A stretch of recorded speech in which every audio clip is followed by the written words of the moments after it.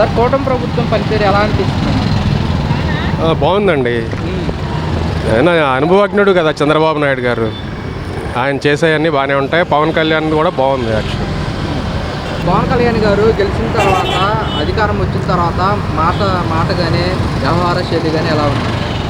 చాలా మెచ్యూర్డ్గా ఉందండి. ఆయన జనాలకి సేవ చేసే ఉద్దేశంతోనే వచ్చాడు.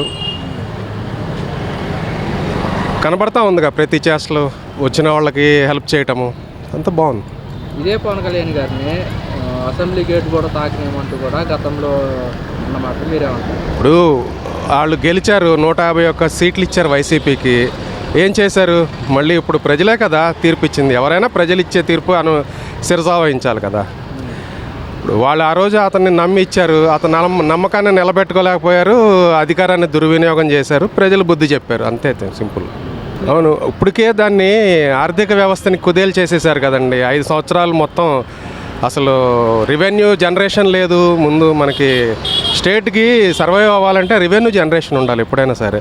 ఎంతసేపు ఉచిత పథకాలు పెట్టుకుంటూ వెళ్తే డబ్బులు ఊరికనే పంచితే ఎక్కడి నుంచి తెస్తారు ఎవరైనా? గవర్నమెంట్కైనా డబ్బులు రావాలిగా. అవేంటి మళ్ళీ ప్రజల మీదే వేస్తున్నారు కదా భారాలు. ఇప్పుడు మనకి అప్పుడు ఎలా ఉంది, ఇప్పుడు ఎలా ఉంది, దాన్ని బట్టే ప్రజలు ఆలోచించుకోవాలి ఎవరిని గెలిపించుకోవాలి ఏంటనేది. ఊరికనే డబ్బులు ఇచ్చినంత మాత్రాన ప్రభుత్వం మంచిది, డబ్బులు ఇవ్వలేకపోతే ప్రభుత్వం మంచిది కాదు అనేది కరెక్ట్ కాదు. ఏదైనా రీజనబుల్ ధరకు ఇవ్వాలి, ఏది ఉచితంగా ఇవ్వకూడదు ప్రజలకి. అది ఉచితంగా ఇవ్వటం వల్ల అది దుర్వినియోగం అయిపోతుంది, అంతకుమించి ఏం లేదు. ఇప్పుడు వైసీపీ నాయకులు కూడా అదే అంటారు, కూటమి ప్రభుత్వం వచ్చి 9 నెలలు అవుతున్నా కానీ పథకాలు ఏమీ ఇవ్వట్లేదు, మేము ఇస్తేనే శ్రీలంక అన్నారు, ఇప్పుడు మాకంటే ఎక్కువ పథకాలు ఇచ్చారు కదా, మీరు ఎందుకు అమలు చేయలేకపోతున్నారని చెప్పి చేస్తారు. ప్రస్తుతానికి రెవెన్యూ జనరేషన్ లేదు, దాని పని మీదే ఉన్నారు. మరి ఇప్పుడు వస్తున్నాయి కదా పెట్టుబడులు. ఇంతకుముందు పెట్టుబడులు లేకుండా తరిమేశారు కదా అందరినీ. ఇప్పుడు మళ్ళీ అన్ని కంపెనీలు తిరిగి వస్తున్నాయి. వాళ్ళు వచ్చి ఇక్కడ స్థాపించి జనాల్ని రిక్రూట్ చేసుకుని రెవెన్యూ జనరేట్ చేస్తే ఆటోమేటిక్గా స్టేట్ లాభంలోకి వెళ్తుంది. ఇప్పుడు ఆయన చంద్రబాబు నాయుడు గారు చేసిందే కదండి, హైదరాబాద్ని డెవలప్ చేశారు. ఈ రోజున అది సర్ప్లస్లో ఉంది కదా. అలాగే ఇక్కడ కూడా చేస్తారు, అమరావతిని కూడా. ఆ నమ్మకం ప్రజలకు ఉంది. సార్, మనం కనుక అమరావతి కనుక పూర్తయితే పబ్లిక్ కానీ ఉంటాయి, యువతకైనా ఉంటాయి, ఎలా ఉంటుంది? చాలా బాగుంటుందండి. మాకు ఆ స్టేట్ క్యాపిటల్ అభివృద్ధి చెందిందంటే ఆ స్టేట్కే కదా. రెవెన్యూ జనరేషన్ అదే అవుతుంది మెయిన్. జనాలందరూ కంపెనీలు అక్కడ పెడతారు, ఉద్యోగాలు వస్తాయి. ఎప్పుడైతే ఉద్యోగాలు వస్తాయో మ్యాన్ టర్న్ ఓవర్ పెరుగుతుంది. పెరిగినప్పుడు ఆటోమేటిక్గా రెవెన్యూ జనరేట్ అవుతుంది. దేనికైనా ఇప్పుడు మనం రోజు పని చేసుకుంటున్నామండి, మనం బతకడానికి ఏం కావాలి? మనకి రెవెన్యూ. అదే ఊరికనే ప్రజాసేవ అయితే చేయరు కదా మీరు. ఎవరు చేసినా డబ్బులు ఆశించి చేస్తారు, గవర్నమెంట్ చేసినా డబ్బులు ఆశించే చేయాలి. ఆ డబ్బుల్ని జనాలకి పంచుతుంది, అంతకుమించి.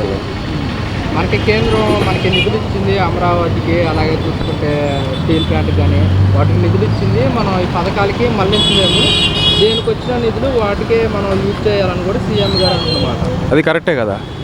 ఇప్పుడు మరి పోలవరాన్ని కంప్లీట్ చేస్తే అక్కడ ఉండే కొన్ని లక్షల ఎకరాలు మళ్ళీ సాగులోకి వస్తే బాగుపడతారు జనాలు. అంతేగాని ఆ డబ్బులు తీసుకెళ్ళి జనాలకి పనిచేస్తే ఉపయోగమే ఉందండి. డబ్బులు నువ్వు ఈ రోజున 1000 రూపాయలు కాదు, 1,00,000 రూపాయలు ఇచ్చినా తినేస్తాడు, రేపు ఎల్లుండి ఎవడిస్తాడని చూస్తాడు ప్రజలు అనేవాడు. ఉచితంగా ఎప్పుడు ఎవరికి ఇవ్వకూడదు. ఉచితాలు ఆపితేనే ప్రభుత్వాలు బాగుపడతాయి. లేని వాళ్ళని ఆదుకోండి. ఇప్పుడు తినడానికి లేని వాళ్ళకి ఏదో ఒకటి చూపించండి, ఆదుకోండి. అంతేగాని ఉన్నవాడిని కూర్చోబెట్టి సోమరపోతులు చేస్తే ఎటువంటి ప్రయోజనం ఉండదు. డెవలప్మెంట్ ఈ ప్రభుత్వంలో ఎలా ఉందంటారు? గత ప్రభుత్వం కంటే అసలు గత ప్రభుత్వంలో డెవలప్మెంట్ ఏముందని మనకి? ఒక రోడ్లే ఉన్నాయి, ఎన్ని గుంటలు ఉన్న రోడ్లతో అనుభవించారు జనాలందరూ. ఇప్పుడు 163 సీట్లు ఇవ్వటం అంటే ఆషామాషి కాదు కదండి. మన రాష్ట్రంలో ఉన్న ప్రతి పౌరుడు విసిగిపోయి వీళ్ళని ఎన్నుకున్నారు. దాన్ని బట్టి వాళ్ళ పాలన ఎంత జనరంజకంగా లేదో అర్థమవుతుంది మనకి. ఇప్పుడు వీళ్ళు ఉన్నారు, ఈ రోజున రోడ్లన్నీ బాగానే చేస్తున్నారు, క్యాపిటల్ డెవలప్ అవుతుంది. జనాలు ఇప్పుడు ఇంతకుముందు లేని క్రౌడ్ విజయవాడలో ఎంత వచ్చారండి? ఇంతకుముందు జగన్ ఉన్నప్పుడు ఏమైనా ఉన్నారా ఇక్కడ? అందరూ వెళ్ళిపోయారు. ఇప్పుడు ఈ రోజున ఒక చోటు నుంచి ఇంకో చోటుకి వెళ్ళాలంటే ఎంతో టైం పట్టేస్తుంది మనకి. ఏంటంటే జనాభా వచ్చేస్తున్నారు.